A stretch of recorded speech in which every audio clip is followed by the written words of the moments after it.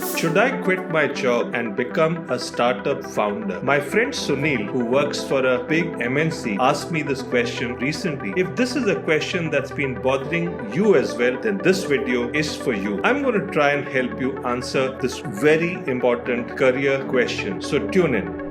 Let me, however, start with a warning. I'm not going to give you a simple or straightforward answer to this question. Instead, I'm going to ask you a counter question. Why do you want to become a startup founder or entrepreneur? I'll listen to your answer carefully, and depending on your answer, I'll try and give you some sound advice. I also want to let you know that towards the end of this video, there is a simple toolkit I'm going to share with you, which allows you to systematically think about why you may want to become a startup founder. So let me once again ask you the question, why do you want to become a startup founder or entrepreneur? When I ask this question, I usually get three kinds of answers. The first answer I get is, I want to make a difference. I want to change the world I live in. If your answer is close to this, I would say go for it, take the plunge, become an entrepreneur, because this is such a powerful reason. I know of a young startup founder called Sri Harsha who runs a company called Krishnam Technologies. Now, Harsha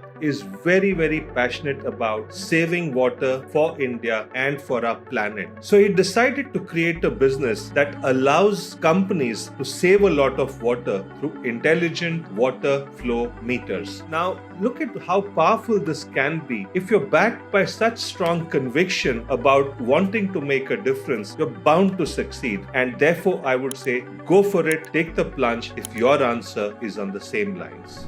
The second answer I usually get is, I don't want to be a corporate slave. I want to be my own boss. Now, this is again a great answer, especially if you have acquired some solid skills in your corporate job and you can use them now to create your own startup. What's the point of being frustrated in a slow and boring corporate job if you can go out and do something more exciting? There are so many examples of startup founders who worked in companies like Google, Microsoft, Amazon, Unilever, ITC, etc., and have gone on to become very successful founders. The two names that come to my mind immediately are Rahul Garg, who now runs Moglix, was previously at Google. Likewise, Alok Bajpai of Ixigo, who I met just a few days ago, used to be at Amadeus, which is the travel technology company. So if like them, you have acquired great skills in a good corporate and feel confident that you can do a much better job as a startup founder, I would again say go for it, take the plunge. That's a great answer.